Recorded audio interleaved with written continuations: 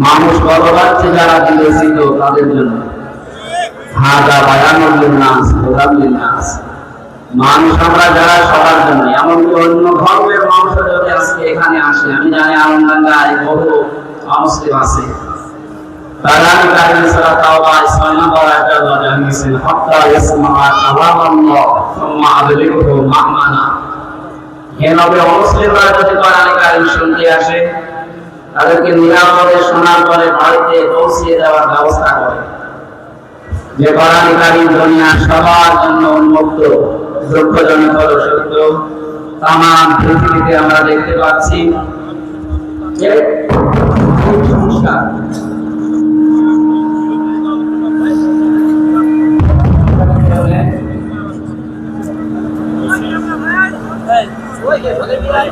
তামাম পৃথিবীর কুপরিশক্তি সব এক হয়ে গেছে যে কোরআন কারীমে থাকা। এটা তো বাধা দিয়ে আটকানোর মতো জিনিস না। যত বাধা দেবে তত ফোর্স বাড়বে, আমরা এটা দেখতে পাচ্ছি। এজন্য আমরা আহ্বান জানাবো, আমি আপনাদেরকে জোর করে ইসলাম কবুল করার জন্য বলি। আমাদের ধর্মীয় গ্রন্থ যেটা আছে এটা পড়ে বসে এটাকে কার নাই দিয়েছি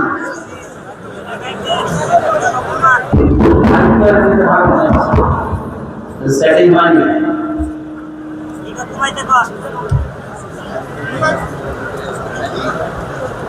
আমি বেলার শানিকা ছোট শানিকার নাম আমরা শুনেছি, অনেকে ইতিহাস দ্বারা পড়েছি। এই লড়াই মহিলা এই বিশ্ববিদ্যালয় থেকে অনার্স মাস্টার্স করে পিএইচডি ডিগ্রি অর্জন করার পরে খ্রিস্টানদের কাছে প্রশিক্ষণ নিয়ে এসেছিল ইরানের তেহরান বিমানবন্দরে। ওর উদ্দেশ্য ছিল যে কোরআন কারীম শেখার পরে জানার পরে মুসলমানদের ভেতরে খ্রিস্ট ধর্ম প্রচার করবে।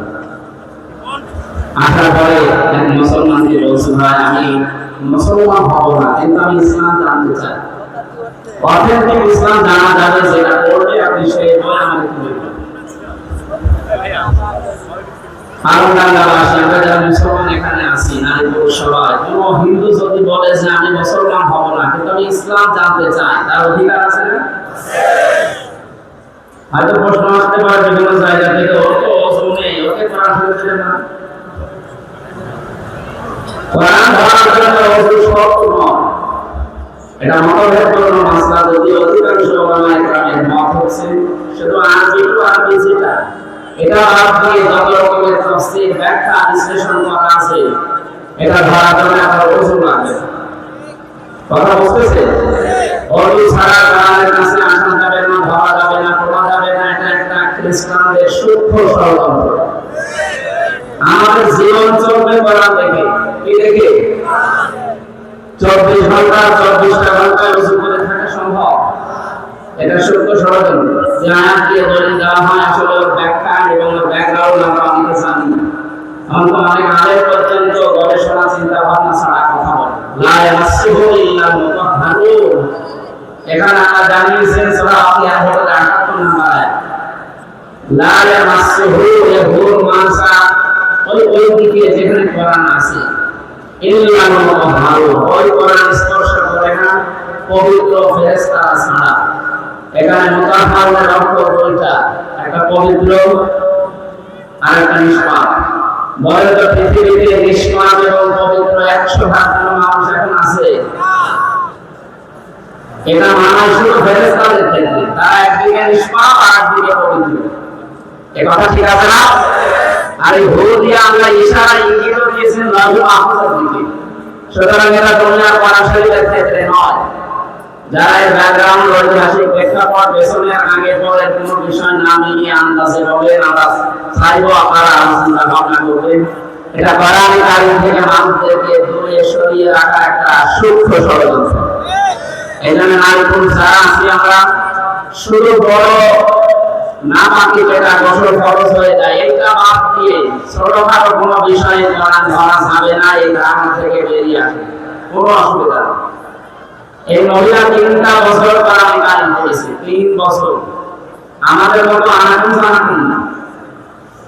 কোরআন শরীফের তাফসীর সহ 3 বছরে শেষ করেছে। মুসলমান হয়েছে। সংবাদ সম্মেলন করার পরে সাংবাদিকরা জিজ্ঞাসা করেছে, আপনি একজন খ্রিস্টান, পৃথিবীতে সবচেয়ে বেশি মানুষ বাস করে খ্রিস্টান ধর্ম, আপনি মুসলমান হয়ে গেলেন কেন?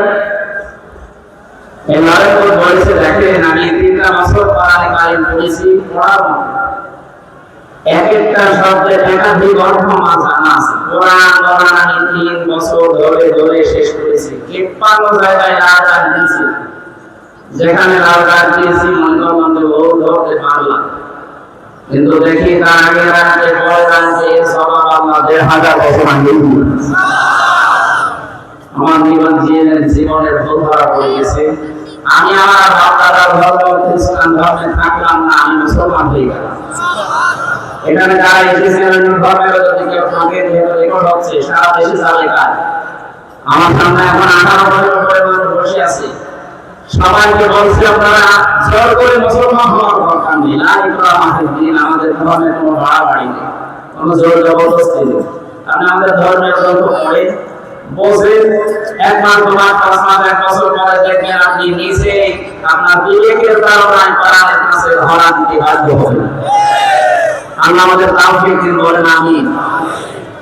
যেখানে আমি 3টা বছর ছিলাম, আমার সাথে মিয়া গোলাম পরওয়ার সাহেব এবং মাওলানা ফজলুল ইসলাম খান, এই দুইজন আমাকে বারবার বলতেন, স্যার বাইরে কিভাবে কি করেছে আমরা জানি না, এই সবদিন আসর প্রত্যেক বছরে বছরে কোরআন শরীফ অর্থ সহ একবার শেষ করলাম আমরা এবং তুমি নিজে। আমি এই 3 বছরে প্রায় 8 বার কোরআন শেষ করেছিলাম, শুধু বাংলা অর্থটা। ওখানে যখন তাফসীর পাওয়া যেত না, যতটুকু করেছি আমার মনে হচ্ছে যে অন্তত আমাকে কেউ এখন আর তৃতীয় শিরিক বেদাত করাতে পারবে। আমি আপনাকে গ্যারান্টি দিচ্ছি, আজকের দিন থেকে আগামী বছর যদি এখানে আবার অনুষ্ঠান হয়, এই আলামী সোসাইটির মাধ্যমে আনন্দায় এখানে যারা এসেছেন, আজকে আপনি কথা দিয়ে যাবেন, ওরা 1 বছরের প্রতিটি আয়াতের বাংলা অর্থ শুধু আমি কোরআনটা শেষ করে আগামী বছরের জায়গায় আসবো ইনশাআল্লাহ। আপনি একটা মাসে করে রাখেন, আমি আপনাকে গ্যারান্টি দিতে পারি আপনাকে তৃতীয় কেউ শরীর বেদাত করাতে পারবে না ইনশাআল্লাহ। এভাবে এমন শক্তি আমার দিয়ে দিয়েছে। আমরা আদমের কাছে যেহেতু এই জন্য আমরা অনেক অন্ধকারের ভেতরে আছি। এখানে দল জাতি বর্ণ ধর্ম নির্বিশেষে সবার জন্য আজকের এই অনুষ্ঠান, এটা আমাদের প্রতি আল্লাহর একটা দয়া। আফদল ইবাদতি তিলাওয়াতুল কোরআন হাদিস অনুযায়ী যারা এসেছেন খুশি হয়ে বলেন আলহামদুলিল্লাহ। দরুদ আর সালাম করছি আমাদের নবী মুহাম্মদ রাসূলুল্লাহ সাল্লাল্লাহু আলাইহি ওয়াসাল্লামের প্রতি। এই যে যারা আজ ভাষা শুরু করবেন মনে করছেন, আজ থেকে আজ পর্যন্ত অনিষ্ঠ অক্ষরে আমাদের নবীর প্রতিটি অক্ষরে অক্ষরে তার গুণগান প্রশংসা এবং নামের উচ্চতা আল্লাহ প্রকাশ করেছেন। আলিফ দিয়ে বলা হয় আহমদ, বা দিয়ে বাসি, তা দিয়ে মুত্তাকি, সা দিয়ে মুত্তাসির, একবার ইয়া দিয়ে আল্লাহ বলেছেন ইয়াসিন। ইয়াসিন ইয়া হারফে নিদা, ইয়া মানে হে, সিন মানে সাজ্জেদ। খুব ভালো করে শুনবেন, এটা ক্লাস চলছে, ক্লাসের মতো জবাব দেবেন। ইয়াসিন বলে আল্লাহ তাকে ডাক দিলে তিনি কি বঙ্গবন্ধু? তিনি কি জিয়াউর রহমান? তিনি কি মাওলানা নিজামী? কে বলেন তো? মুহাম্মদ রাসূলুল্লাহ। আল্লাহর ঘোষণা দেওয়া নেতা দুনিয়ায় একজন। আল্লাহ তাকে নেতা বলে ঘোষণা দিয়ে দুনিয়া পাঠিয়েছেন, তার নাম দিয়েছেন ইয়াসিন, হে নেতা। এটা যদি দুনিয়ার সাথে শুধু শেষ হয়ে যেত আমি এটা বলতাম না, এটা সম্পর্ক পুরানো আখিরাতের সাথে। দুনিয়াতে আপনি যে নেতৃত্ব মেনে চলবেন, কিয়ামতের দিন তার সাথে আপনাকে আল্লাহ হাজির করবে। এটাকে আমি মানলাম। ইয়াওমা নাদাওয়াল মুনাসির বিইমামিহিম, সূরা বানী ইসরাঈলের 71 নম্বর আয়াতে আছে। আল্লাহ পাক বলেন কিয়ামতের দিন প্রতিটি মানুষকে বিচারের দ্বিতীয় ধাপে আমার কাছে হাজির করব তার নেতার সাথে। এটা কোন ধাপ বললাম? দ্বিতীয় ধাপ। বলেন বলেন, কিয়ামতের 3টা ধাপ বানাবে না। বাংলাদেশে 4টা পর্যায়ে আমরা বিচার দেখি। এখানে যারা উকিল আছে, যারা অ্যাডভোকেট আছে, আমরা ঢাকাতে দেখলাম সিএমএম কোর্টে আমাদের রায় হওয়ার পরে চলে যায়, ওখান থেকে যদি বলে না আমি নাকি স্যার পাইনি, জজ করে যায়। জজ কোর্ট থেকে যদি বলা হয় যে না আমি নাকি স্যার পাইনি, হাইকোর্টে যায়। হাইকোর্ট থেকে যদি বলা হয় না আমি নাকি স্যার পাইনি, আমি আরো উপরে যাব। কোথায় যাবে? সুপ্রিম কোর্টে যাবে। ওখানে দুইটা ভাগ আছে। এই যে চারটা বিষয় আমাদের দেশের বিচার ব্যবস্থায়, আল্লাহ কিয়ামতের যে বিচার ব্যবস্থা বানাবে তিনটা ভাগে। প্রথমে আল্লাহ মানুষকে ডাকবে সির্ফ একা একা। কয়টা করে? এটা সূরা মারিয়ামের 95 নম্বর আয়াতে আছে। অবল্লভু আফিহি ইয়াউমাল কিয়ামাতি ফারদা।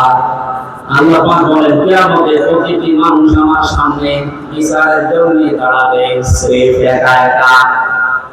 এর সামনে কি আমরা বলতে পারি বাংলাদেশে 48,000-এর উপরে এখন কি অধিকাংশ ধর্ম থেকে আয়াতের বিরুদ্ধে কথা আসতেছে। বড় বড় হত্যার যারা নাম নিয়েছে তারা পর্যন্ত বলছে কিয়ামতে আমার বাবা জান জাহাজ নিয়ে আসবে, লক্ষ লক্ষ মুরিদ নিয়ে জিকির করতে করতে হাজির হবে। এটা মিথ্যা কথা। আপনাকে আল্লাহ ডাকবে একা একা, আপনি পেলে কোথায় জাহাজ চলে যাবে।